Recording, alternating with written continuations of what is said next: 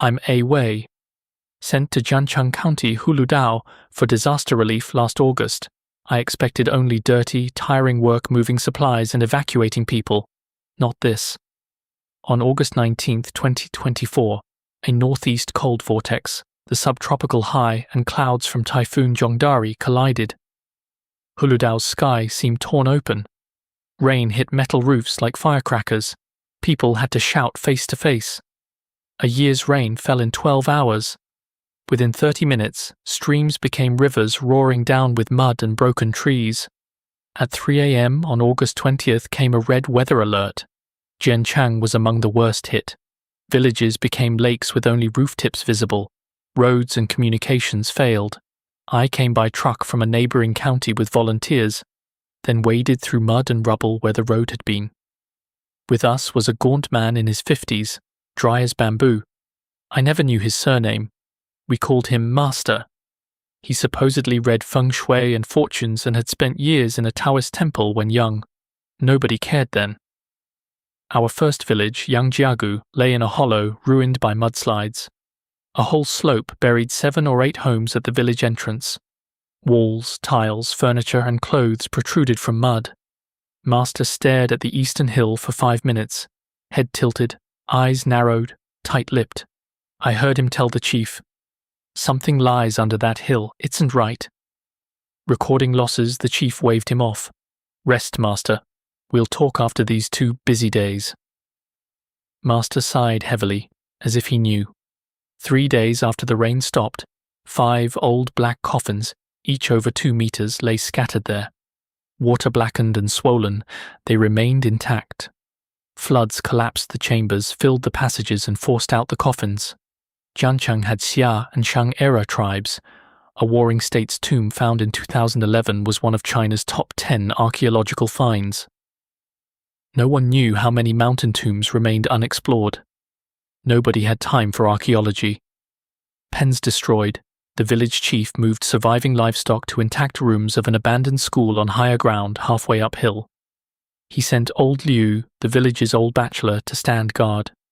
I later heard Liu tell it, pale and shaking. That post-rain August night was stifling. He took a straw mat onto a classroom roof. At first it was quiet. A huge moon whitened the slope, revealing even a torn bag in a distant tree. Hearing livestock below and insects in grass, he slept. After midnight, rustling, not wind or insects, woke him. Many things dragged over wet ground once, a long pause, then again. Behind newspaper-covered windows, he saw several human shapes. They hopped upright, knees rigid. The livestock screamed. Cattle gave strangled wails. Sheep cried like children, sharp bleats carrying far into the night. Together they seemed to shake the mountain. Half awake, thinking of thieves, Liu shouted, "Who's there? What are you doing?" Animals and shadows froze. After 10 or 20 seconds, he thought they'd fled and closed his eyes. Then screams resumed, faster, louder, worse. Liu's scalp tightened. His voice had scared nothing away. They'd fallen silent to look at him.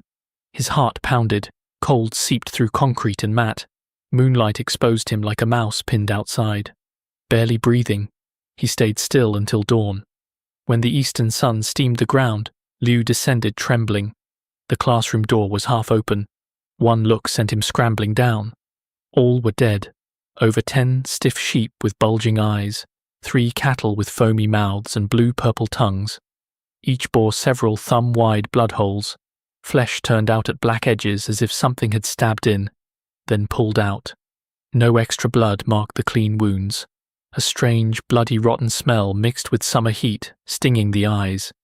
It seemed all their blood was gone. The chief and officials paled. None spoke, all thinking of the 5 coffins. Notified that afternoon, authorities ordered secrecy and a lockdown. Next day, 2 officers, 2 strong young villagers, and the chief, 5 total, went to inspect. Most suspected a wild animal, not a zombie. The chief's voice shook telling me this. In blazing sun, they opened one coffin, finding only rotten grave goods and mud. After 11, the chief went to cook, promising to return at 12:30. He fried 2 dishes, steamed rice, wrapped it all in plastic and carried it up. Near the site, silence felt wrong. No birds or rustling wind, as if the mountain held its breath. Crowbars and shovels lay there, an uncapped canteen sat on a rock, a cigarette still smouldering. The 4 men were gone. He shouted, hollow echoes alone answered. A sweet raw blood smell, like rust and fresh meat, led him to the nearest coffin.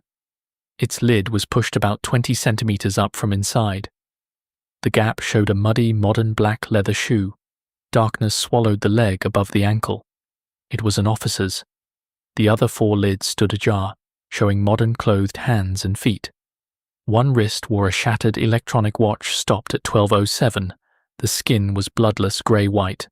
The chief ran down, fell and hit his knee on stone, then reached the village bleeding, barely coherent. He rushed to Master. Master stared down, tapping his knee in silence for 5 minutes. Then he said, "This thing has grown powerful. I can't handle it. Bring in people from above immediately." The chief reported it. What followed, I saw myself.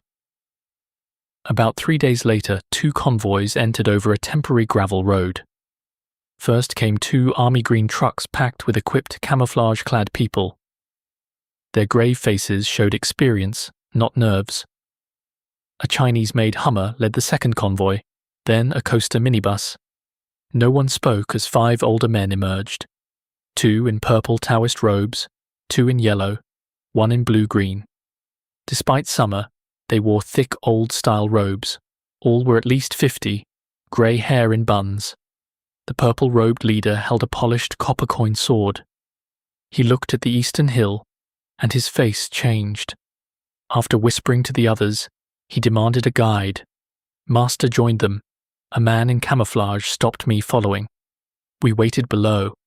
Over an hour later, an ink-black cloud seemed to grow from the mountain, spreading over its summit. It thickened and sank, seeming to press the mountain down. At 2 or 3 in the afternoon, it was as dark as 7 or 8 at night. At least 100 blackbirds, smaller than crows, appeared and raced around the summit in a silent whirlpool. The first bolt whitened the valley. Thunder came half a beat later and made the ground hum. A second, third, then more struck that exact hill, but no rain fell. It stopped after over 20 minutes. The 5 masters descended, the 2 in purple leading. Sweat soaked their robes. Haggard and white-lipped, they mouthed silent chants. They entered the coaster, shut the door, and didn't emerge. The camouflage unit then formed 2 lines.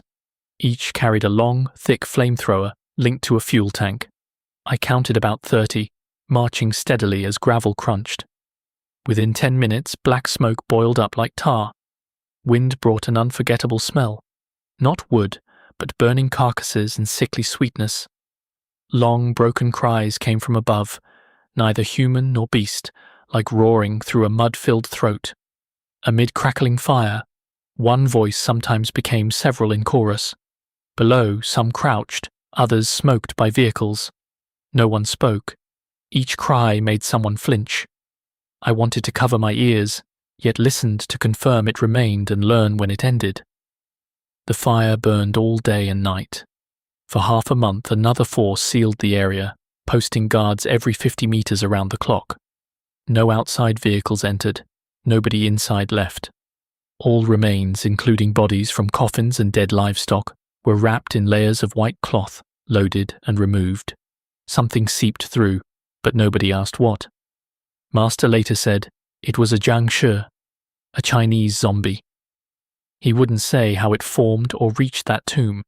He shook his head, mouth twitching. But 2 strange things followed. After disposal, the 5 masters came down and gave each volunteer a yellow paper talisman folded into an inverted triangle. They studied each face, nodded and warned, "Keep it against your body. Remove it only after leaving this region completely." I buttoned mine in my breast pocket against my heart and kept it there even in bed. When our mission ended, we gathered at a nearby expressway service area to go home. Waiting by a bus, I touched my chest.